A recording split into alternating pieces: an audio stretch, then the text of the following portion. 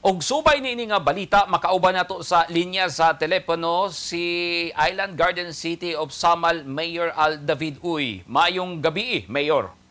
Yes, Paul. Maayong gabi ug sa tanang mga viewers nato diha og naminaw maayong gabi kaninyong tanan. Mayor, unsay reaksyon nimo nga gi-launch na dito sa Pasay City, no? Particular sa DFA office ang Samal Davao Bridge Connector. Yeah, nalipay ta kay finally duol na gyud siya sa tinuod, Paul.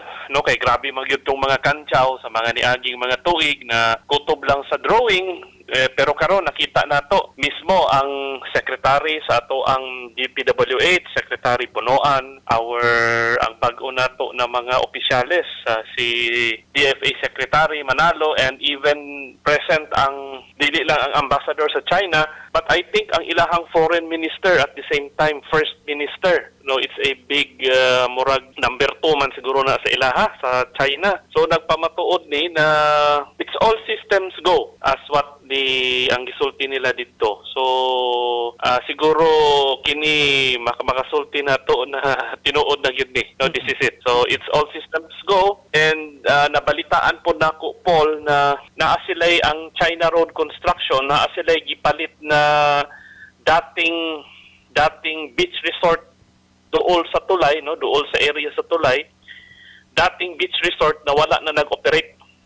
Gipalit nila para mao na himuon nilang yarda. Ibutang nila ang mga siguro mga gamit nila dito, mga aggregates. So kana ang nakuha nako na balita sa ground pod. So magsugod na gyud sila anytime this month. Kay in fact ang sa Davao side na balitaan nako naga-prepare na pud sila. So siguro anytime this month before mag-end ang July, ampo na to, I think groundbreaking na ta. Mayor, hatagi og idea ang mga tao asa partikular dinha sa Samal, no? Ang mo connect, no? Unsa nga barangay? Sa Samal side, Paul, sa Barangay Limaw. So Barangay Limaw siya. pasabot ani katong imong gisulti nga naanay napalit nga area ang Chinese government para lang sa yarda? No, dili Chinese government pero katong Chinese contractor. Chinese contractor. Unsay bintaha ani? Ang Chinese contractor.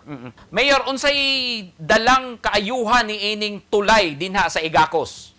Definitely daghan, no, daghan opportunities, not only employment but also ma-improve ang infrastructure nato like ang water, ang kuryente, pati ang internet kay pwede man na nila ibutang na sa ilalom sa tulay ang mga fiber optic na mga wires, ang kable sa kuryente, even ang tubo sa tubig mabutang na sa ilalom sa tulay. So definitely ma-improve yun ang mga existing infrastructure sa isla. With this development, Mayor, naakabay na obserbahan nga basig mo shoot up ang presyo sa yuta dinha sa Igacos. Unsay ato ang mga precautions niini?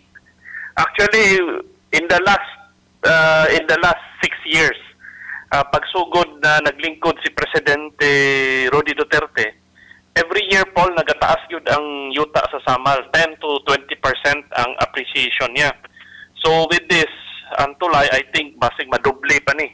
Kay gani karon, isa sa mga policy sa city karon is nagalan banking ni. Gani, medyo naglisod na gani mi karon tungod kay nag-anam nagkamahal. Pero naa pa may mga okay pa ang presyo, pero di yun nato ni mapunggan na motaas yun ni samot. Especially after the groundbreaking, motaas yun ni Paul.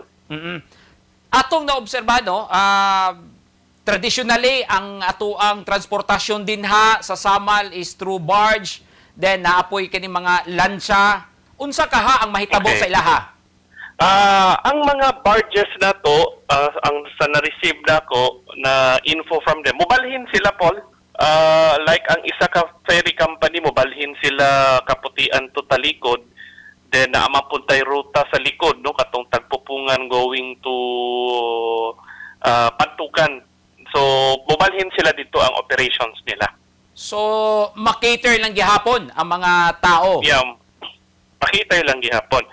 And And the same thing siguro with ang mga lancha kay naapaman ang ruta na Davao to Talikod and Davao to Kaputian. So siguro magpabilin lang gihapon na siya diha. Okay. Daghan kayong salamat, Island Garden City of Samal Mayor Al David Oy, ug mayong gabi, Mayor. Thank you Paul, and good evening. Daghang salamat.